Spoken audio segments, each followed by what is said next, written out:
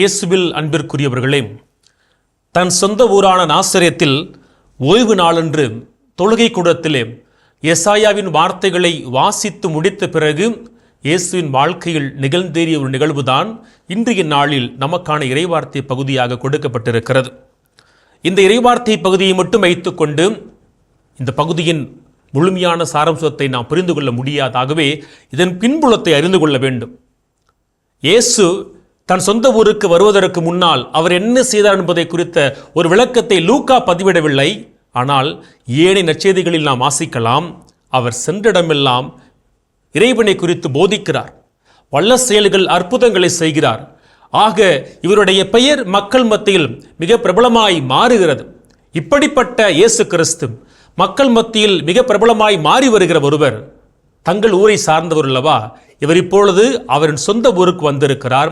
நம் மத்தியில் அவர் என்ன செய்ய போகிறார் என்கிற எதிர்பார்ப்போடு மக்கள் இயேசுவை பார்த்து கொண்டிருக்கிறார்கள். அவர்களுக்கு முன்னால் இயேசு கொடுக்கிற விளக்கம்தான் இன்றைய நற்செய்தி பகுதியின் இறுதியில் வாசிக்கிறோமே. அந்த மக்கள் எல்லோரும் இயேசுவை கொலை செய்ய தூண்டுகிற அளவிற்கு தள்ளுகிறது. அப்படி என்ன அவர் சொன்னார்? தன் மக்களுடைய குணத்தை அவர் நோக்குகிறார். இந்த மக்கள் என்னை அணுகி வருவது எதனால்? நீங்கள் இன்று கேட்ட வார்த்தை என்னில் நிறைவேறியதென சொன்னதை நம்பியா? இல்லை. மாறாக இந்த மக்கள் என்னை அணுகி வருவதுடைய நோக்கம் என்ன? நான் அற்புதங்களை செய்கிறவன், அதிசயங்களை செய்கிறோன்னு சொல்லி ஏதோ மந்திரங்களை மாயங்களை செய்கிற நபராய் அவர்கள் இயேசுவை பார்க்கிறார்கள். அந்த உள்மன எண்ணத்தை புரிந்து கொண்டவராய் இயேசு அவர்களை சாடுகிறார். வெளியூர்களில் அநேக நன்மையான காரியங்களை செய்தவர் தன் சொந்த ஊரில் இன்னும் அதைவிட அதிகமாக செய்வார் என எதிர்பார்த்த மக்கள் மத்தியில் இயேசு கிறிஸ்து ஒரு புதிய சிந்தனையை புகுத்துகிறார். அது என்ன? நாங்கள் தான் என வாழ்ந்த மக்கள் மத்தியில் கடவுள் எங்களை மட்டுமே அழைத்தார், அவர் எங்களுக்கு மட்டுமே சொந்தம், மற்ற எல்லோருமே பிற இனத்தார் என இவர்கள் சொல்லி அந்த சூழலில் கடவுள் குறித்த பார்வைக்கு ஒரு புது சிறகை கொடுத்து கடவுள் இன்றைய நாளில் அந்த மக்களுக்கு விழிப்பை கொடுக்க ஆசைப்படுகிறார். அதுதான் கடவுளுடைய இரக்கம் உங்களுக்கு மட்டுமல்ல, அது பிற இனத்தாருக்கும் உண்டு என்பதுதான்.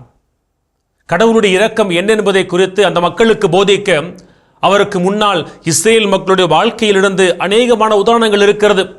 பழைய ஏற்பாட்டிலிருந்து அவர் நிறைய காரியங்களை மேற்கோள் காட்டியிருக்கலாம். ஆனால் இன்றைய நாளில் அவர் மேற்கோள் காட்டிய 2 காரியங்கள் என்ன? சாரிபாத் நகர கைம்பெண்ணுக்கும் சிரியாவின் நாமானுக்கும் நிகழ்ந்த அற்புதத்தை அவர் குறிப்பிடுகிறார். இந்த இருவருமே யார்? கடவுளால் தேர்ந்து கொள்ளப்பட்ட இஸ்ரேல் மக்கள் அல்ல, மாறாக பிற இனத்து மக்கள். இந்த பிற இனத்து மக்களுக்கு கடவுள் தன் இரக்கத்தினால் செய்த காரியங்களை அவர் மேற்கோள் காட்டுகிறார்.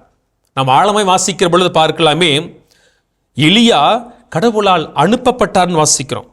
எலியா கடவுளால் அனுப்பப்பட்டவர். அவர் எதேர்ச்சியாக செல்லல, மாறாக அவர் அனுப்பப்பட்டிருக்கிறார் சாரிபாத் நகர அந்த கைமண்ணிடத்தில். இது கடவுளுடைய திருவுளம்.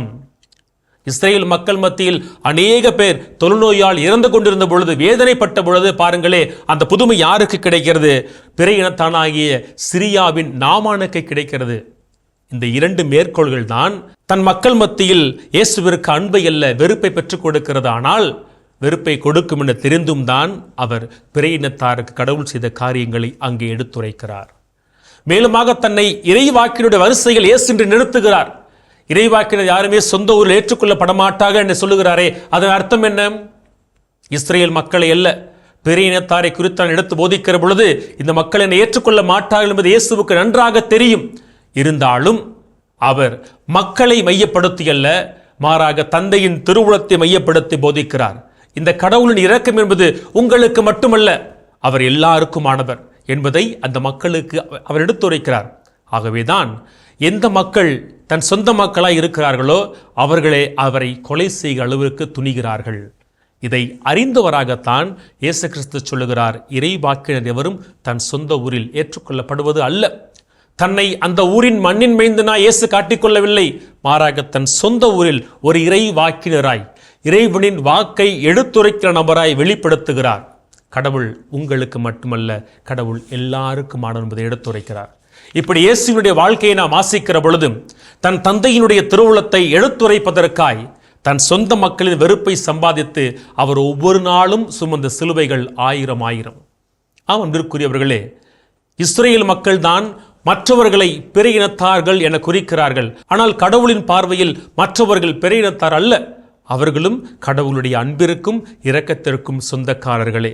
அந்த வரிசையில்தான் நாமும் இன்று இணைந்திருக்கிறோம். நாம் இஸ்ரேலர் அல்ல, இருந்தாலும் கடவுளுடைய அன்பிற்கும் இரக்கத்திற்கும் சொந்தக்காரர்களை மாறி இருக்கிறோம்னு சொன்னால் கடவுள் இயேசு நம்மையும் தேர்ந்தெடுத்து அன்பை பொழிகிறார். நாமும் வேறுபாடுகளை களைந்து எல்லோரையும் அன்பு செய்ய வேண்டும். எல்லோருக்கும் கடவுளை இயேசுவை அறிவிக்க வேண்டும். இயேசுவுக்கே புகழ், இயேசுவுக்கே நன்றி. மரியே வாழ்க.